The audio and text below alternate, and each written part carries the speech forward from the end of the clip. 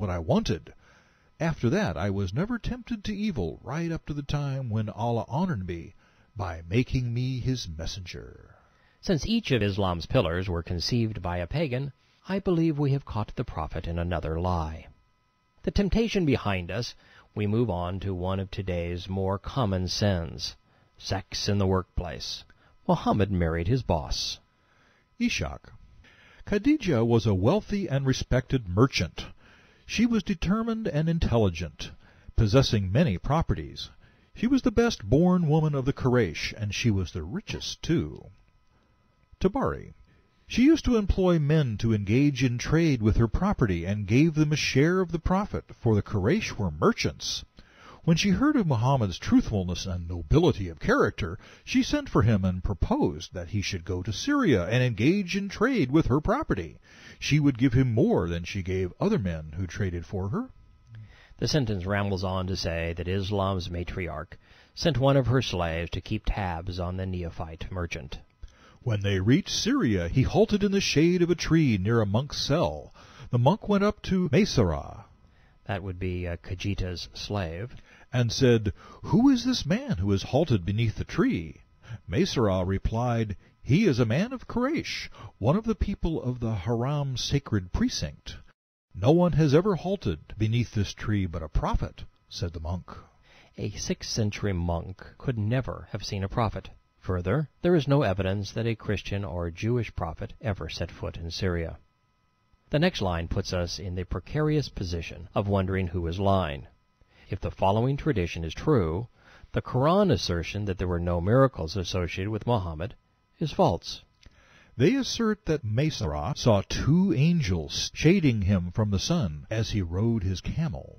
When he arrived in Mecca, he brought Khadijah her property, which she sold for twice the price. She sent for the messenger and said to him, "Cousin, your kinship to me, your standing among your people, make you a desirable match." She offered herself to him in marriage. In one of history's great ironies, the most independent, successful, and liberated woman of her day played a pivotal role in assuring that 1 billion women after her would be deprived of these things. Muhammad married money, a woman old enough to be his mother. What's more, the would-be prophet married his boss. While this is questionable, it's not illegal, nor is what happened next. Tabari.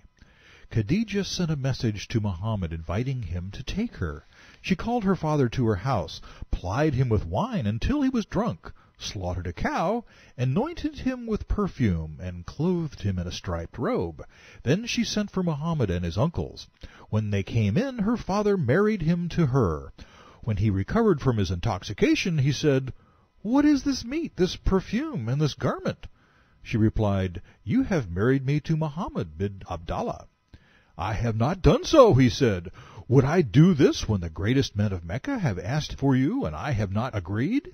While achieving a prophetic marriage through alcoholic inebriation isn't religious, it's the last line that should give us pause. Muslims have contrived scores of pre-Islamic hadiths to elevate Muhammad's standing among his people. Yet according to Khajija's father, he was a nobody. Further, he was hardly a prize specimen either. Tabari. The messenger was neither tall nor short. He had a large head and beard with big black eyes. His palms and feet were calloused. He had large joints. His face was white with a reddish tinge. His chest hair was long, and when he walked he bent forward as if he were descending a slope. The next 10 years passed without a single word from Tabari. While Muslims claim to know what the monk said in Syria, they haven't a clue what happened in Mecca. Ishaq has but one line. Khadijah was the mother of all of the apostles' children except Ibrahim, who was born to one of Muhammad's sex slaves, namely Al-Qasim, Al-Tayyib, and Al-Tahir. They all died in paganism. The implication here is the prophet's boys are all roasting in hell. The story of the greatest Khan ever sold resumes with this. Tabari. We have mentioned the conflicting reports about the prophet's marriage to Khadijah. 10 years later, the Quraysh demolished the Kaaba and then rebuilt it.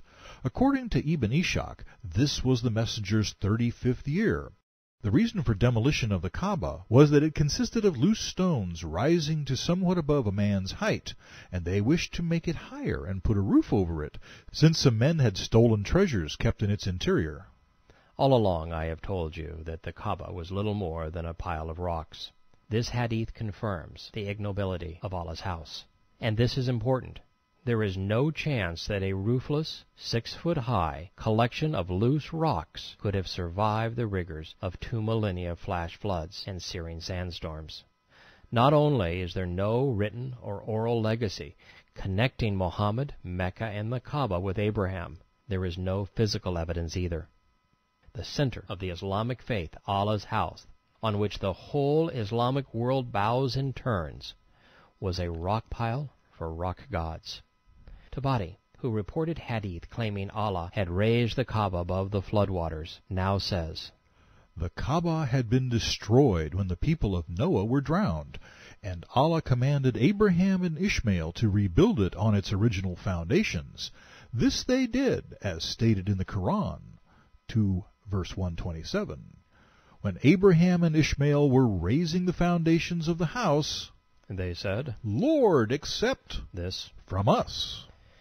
Not only is the Quranic dialogue gibberish, as usual, and the circumstances preposterous, it's idiotic following the assertion that Allah's house was a pile of loose stones. Muslims had no concept of time.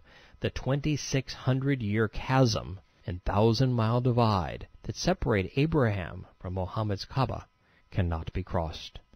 Tabari. The Kaaba had not had any custodians since its destruction in the time of Noah. Then Allah commanded Abraham to settle his son by the Kaaba, wishing thereby to show a mark of esteem to one he later ennobled by means of his prophet Muhammad. Now we are being told that Allah esteemed the 20th century B.C. Ishmael by way of the 7th century A.D. Muhammad. Abraham and his son Ishmael were custodians of the Kaaba after the time of Noah. At the time, Mecca was uninhabited. Since even the Islamic hadiths aren't bold enough to move Abraham from Canaan to Mecca, how was he the custodian? And if the place was uninhabited from 2000 B.C. to 500 A.D., why pile rocks in Mecca? It can't be the center of worship if no one was there to worship. So what's the point?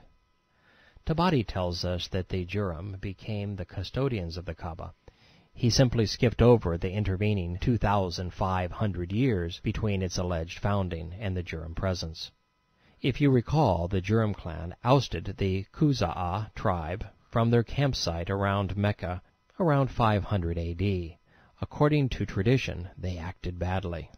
Misappropriated the wealth which had been presented to the Kaaba, and oppressed those who came to Mecca. Their behavior became so unrestrained that when one of them could not find a place in which to fornicate, he would go into the Kaaba and do it there.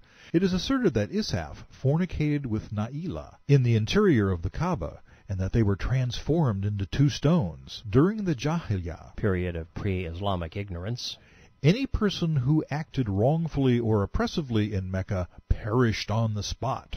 This fanciful pagan milieu formed the basis of Islam. Allah sent a bleeding of the nose and a plague of ants against the Jurham and destroyed them, while the Khuza'ah expelled those who survived. Amir felt he would be defeated, so he brought out the 2 gazelles of the Kaaba and the sacred black stone.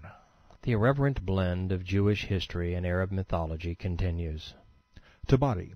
The Kaaba was taken over by the Khuza'ah, except 3 functions, which were in the hands of the Mudar.